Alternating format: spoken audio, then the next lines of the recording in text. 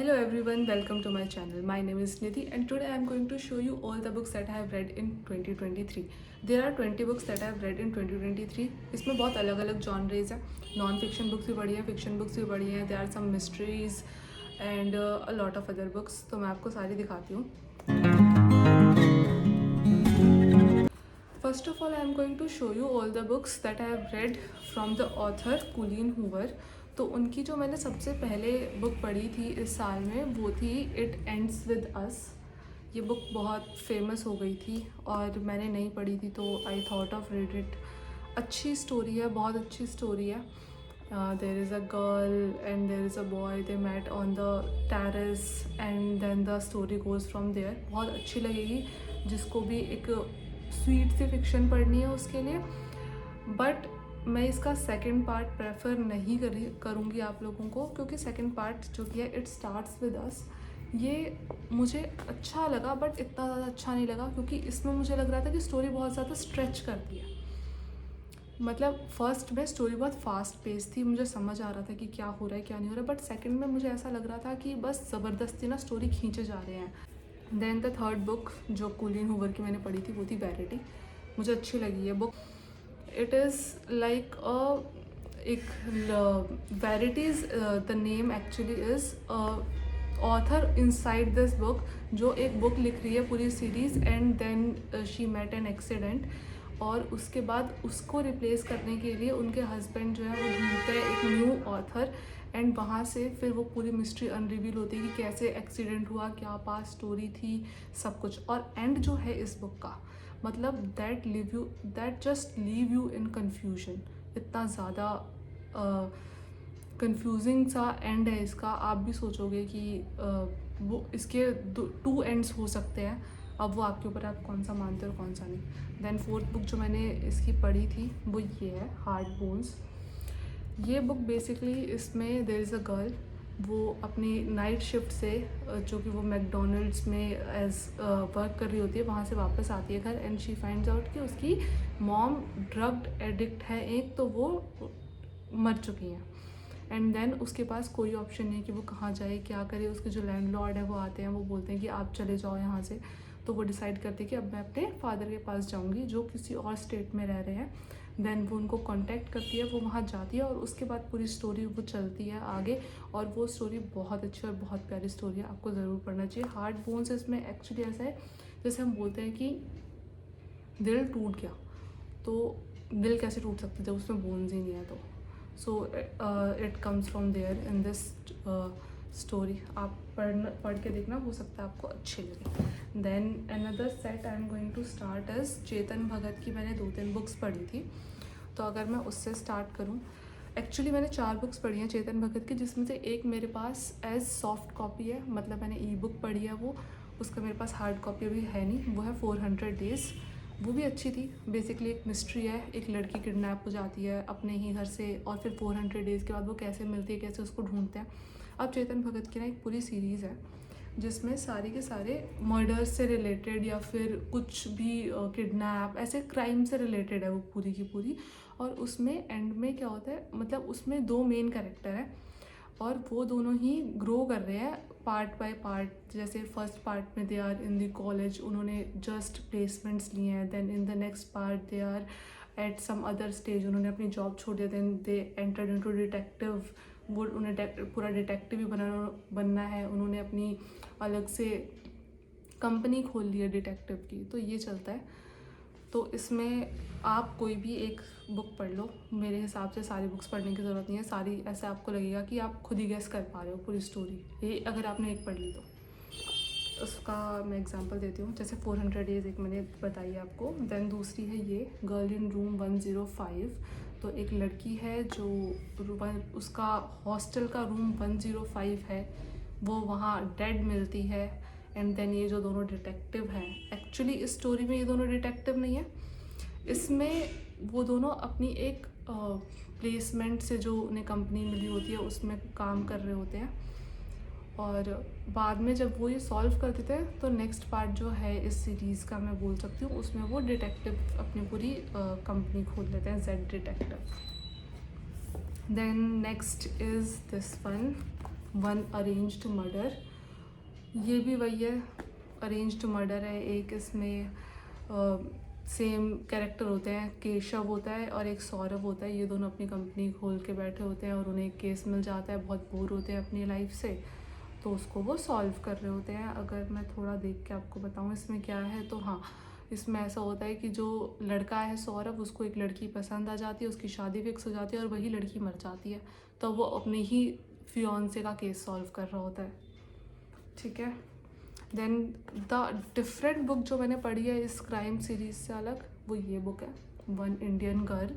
अब ये जो बुक है, इसमें एक लड़की है राधिका, और वो बहुत ही रिच है। रिच पहले से नहीं है, उसको एक अपने वो IIM से है, उसको गोल्डमैन सैक्स कंपनी में मिल जाती है प्लेसमेंट, वहाँ जाके वो बहुत कमाती है बहुत। और उसकी लाइफ के डिफरेंट फेजेस दिखाए हुए हैं कि वो कैसे ग्रो कर रही है। वो उसको एक एज अ फेमिनिस्ट कैरेक्टर दिखाया है कि वो चाहती है कि उसकी लाइफ में सब आसपास जितने भी हों सब फेमिनिस्ट हों, सब उसकी तरह सोचें। देन उसकी बहुत सारे रिलेशंस रहते हैं, एंड एंड में जब उसकी शादी होने वाली होती है, और वो जो एंड होता है मुझे बिल्कुल पसंद नहीं है। अगर आपको पढ़नी है आप पढ़ लो, मैं एंड बता नहीं रही हूँ वरना सबके लिए रूल हो जाएगा।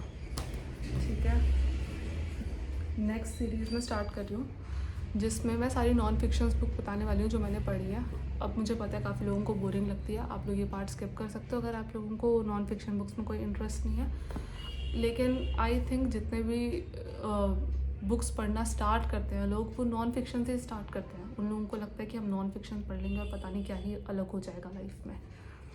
हो जाता होगा कुछ लोगों के, कुछ चीज़ें मेरे में भी चेंजेस मैं कर सकती हूँ या मैंने किए हैं, जो शायद फिर कभी बताएंगे। तो पहली बुक है Ikigai. Ikigai book basically tells you about Japanese people's secret that how they live their life so long. So there is a island in Japan, Okinawa, where people live almost like 100 years. Their average age of that island is really high. So it is all about their lifestyle, how they live their life. So ikigai, the word ikigai actually means finding a means in your life to live. So it can be anything. Let's say a person loves to loves gardening. Okay, so he will do gardening only whole life, so that it can get satisfaction and live a happy life. Then there are multiple other things. They do yoga and they always keep themselves active. They sleep early, they wake up early, and a lot of things, what they eat, different type of food and everything. So if you want to check it out, you can definitely read it. It is a good book. Then the other book is Think and Grow Rich by Napoleon Hill. ये book basically आपको बताती है, definitely ये नहीं बताएगी कि आप ये वाला बिजनेस कर लो और आप रिच हो जाओगे, ऐसा कुछ नहीं होने वाला है। इसमें बेसिकली आपको स्टेप्स मिल सकते हैं कि अगर आप अपनी लाइफ में ये स्टेप्स फॉलो करते हो तो आप एक अच्छी लाइफ जी सकते हो, आपको लाइफ में सक्सेस मिल सकती है, आपको लाइफ में पैसा मिल सकता है। Okay, next book I think जो सब ने पढ़ी है, मतलब हर एक रीडर जो बुक पढ़ता है उसने आई थिंक ये बुक पढ़ी होगी। अगर आपने नहीं पढ़ी तो आप मुझे ज़रूर बताना, और अगर आप एक रीडर हो तो this book is atomic habit. Atomic habit book basically tells about कि आप अपनी लाइफ में कैसे एक गुड हैबिट बना सकते हो, और हैबिट्स कैसे एक्सपोनेंशियली आपको रिजल्ट्स देती है, और देयर आर डिफरेंट रूल्स कि आप कैसे एक हैबिट आपको हेल्प करेगी ग्रो करने में। There is a 2 minute rule. अगर आपसे कोई हैबिट नहीं बन रही है तो आप क्या करो, हर ज़बरदस्ती ही सही रोज़ सिर्फ 2 मिनट के लिए वो काम करो, क्योंकि 2 मिनट कोई काम करना कोई बहुत बड़ी चीज़ नहीं है, लेकिन जैसे आप रोज़ 2-2 मिनट वो काम करोगे, धीरे धीरे आपको खुद मन करेगा कि आप उसको थोड़ी देर और एक्स्ट्रा टाइम दो, और वो उस तरीके से आपकी हैबिट बन जाएगी। Another book that I read is Doglapan, Ashneer Grover. तो ये बुक बेसिकली इनकी लाइफ स्टोरी है, कैसे इन्होंने अपने स्टार्टअप बनाए, क्या क्या इनकी लाइफ में हुआ है, कैसे कैसे इन्होंने ग्रो किया है। देन दैट कंट्रोवर्सी अराउंड कि इन्होंने अपनी जो स्टार्टअप था भारत पे उसमें कुछ घपला कर दिया था, तो उन्होंने उसका सब कुछ बताया कि क्या हुआ था इनके साथ एग्जैक्टली। ये पूरी उस पर इनकी पूरी लाइफ स्टोरी है, ये मुझे अच्छी लगी काफ़ी। Then there is this book the pig that wants to be eaten. तो इसमें बेसिकली 100 एक्सपेरिमेंट्स है। इस बुक में 100 चैप्टर्स हैं एक्चुअली, और हर एक ना कुछ अलग फ़िलॉसफी के अराउंड है। मैंने ये बुक पूरी नहीं पढ़ी, मैंने ये आधी छोड़ दी थी, आधी फिर कभी पढ़ूंगी। मैं भी आधी से ज़्यादा पढ़ ली थी, थोड़ी सी एंड में छोड़ दी थी क्योंकि मुझे बीच में फिर ये बोरिंग लगने लग गई थी। तो मैंने सोचा इसे मैं बाद में कंटिन्यू करूँगी, तो ये कंप्लीट नहीं थी। अब ये एक बुक है 4 आवर वर्क वीक। मतलब आपको लगेगा कि मैं ये बुक पढ़ लेती हूँ या पढ़ लेता हूँ और मैं 9 to 5 वाली जॉब को अपना 4 आवर वर्क वीक बना देंगे।